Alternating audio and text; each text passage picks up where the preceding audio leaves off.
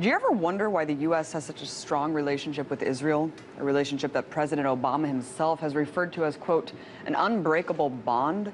One of the reasons the connection between these two countries is so close might be because of a powerful lobbying effort. AIPAC, or the American Israel Public Affairs Committee, is self-described as the most important organization affecting the U.S.'s relationship with Israel. The lobby has tens of thousands of members, and its annual policy conference is one of Washington's largest gathering of lawmakers, exceeded only by the State of the Union address, which is why Republican Senator Chuck Hagel in 2006 drew such heavy criticism over his views on the lobby's influence. He said, quote, "The political reality is that the Jewish lobby intimidates a lot of people up here. I'm a United States senator. I'm not an Israeli senator."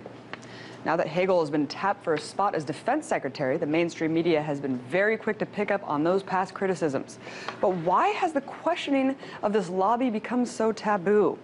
To talk about this unbreakable bond and what it all means for U.S. foreign policy, I'm joined by Mark Brzezinski, publisher of MiddleEast.org. Hello, Thank you so much for coming on, Mark. Thank you.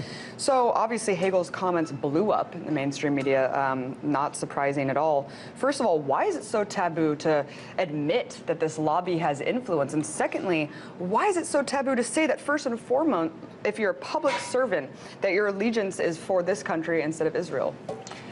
You know, the idea that mentioning the Israeli lobby, the Jewish lobby, I've called it the Israeli Jewish lobby in print for a long time.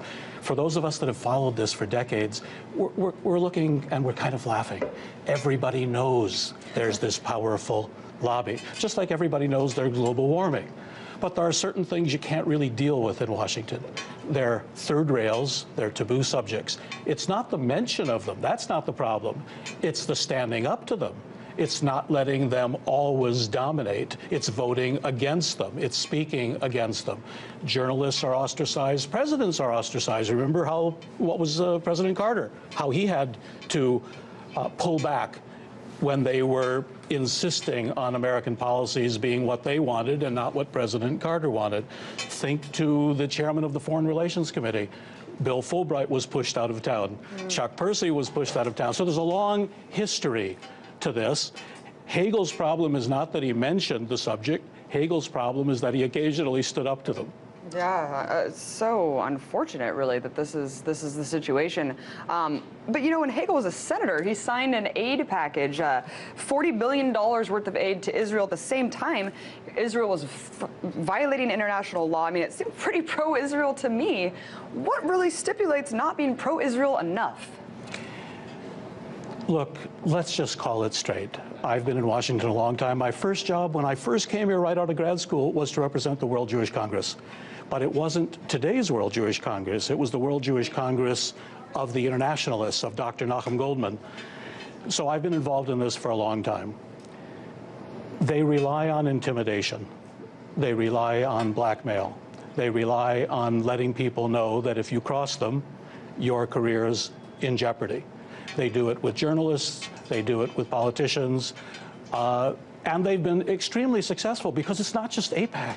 AIPAC is just the tip. That's just the public. You've got the President's Conference of major American Jewish organizations. You've got the American Jewish Congress, the American Jewish Committee. You've got Commentary Magazine. You've got two think tanks, one with the Republicans and the hardliners, the Near East Institute, the other, the Saban Institute, with the Democrats. It's a whole range of interlocking and interworking organizations. But where did it start from? It started from the Holocaust.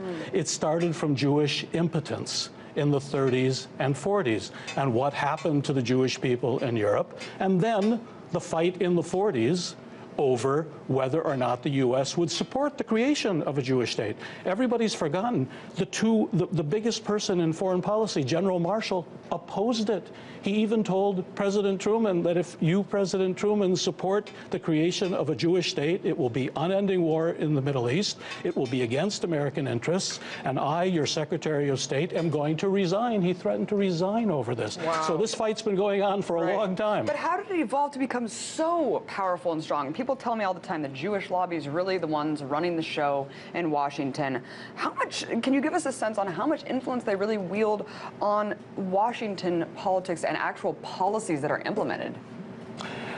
A lot of people will find this hard to believe, but to answer your question honestly, as I've come to experience it, when it comes to matters relating to Israel, matters relating to the Middle East, their influence is almost total.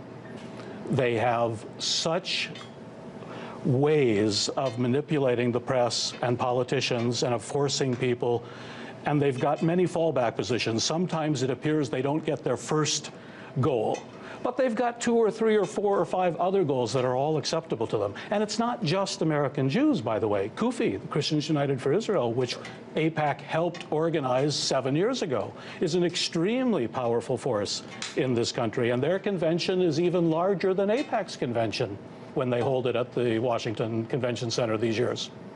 Well, you just reminded me of Philip Zelikow in 2004 when he was speaking to AIPAC, former foreign intelligence advisor, of course, under Bush, who said, "Why would Iraq attack America or use nuclear weapons against us? I'll tell you what I think the real threat is, and actually has been since 1990. It's the threat to Israel." So here we have Zelikow, admitting, I mean, this is outrageous. I mean, how much of our foreign policy is dictated by just protecting Israel? How much of the Middle Eastern wars, these perpetual wars, are to protect Israel instead of this country?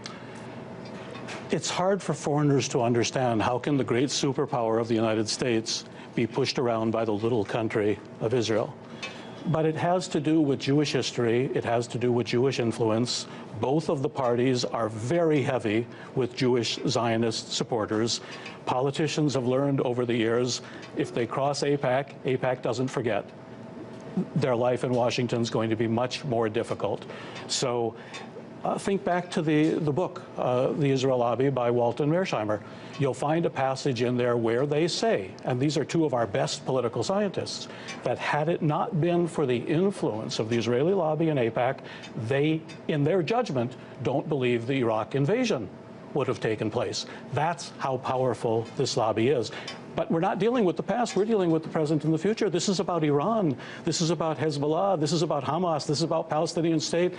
What's really going on is a battle for control of the region, and the Israelis know they've got the Americans on their side, and anybody who threatens that is going to be intimidated and pushed out of Washington. Sharon, about 10 years ago, he was in a cabinet meeting with Perez, and Perez said something about we have to be careful, because the Americans, they're kind of onto us, and they know we're pushing them around, and they have their own national interests. And Sharon said, "Don't worry about that.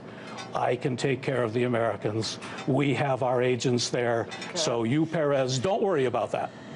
I'd never really seen a head of state making the circuit rounds on corporate media in America, kind of offering his pledge for a presidential candidate, which was what Netanyahu was doing for Romney. So I thought that was really fascinating that here we have a foreign leader kind of pleading to the U.S., this is my opinion of who you should vote for. Very odd. Let's remember how Obama was forced to genuflect, which is what's going to happen to Hagel.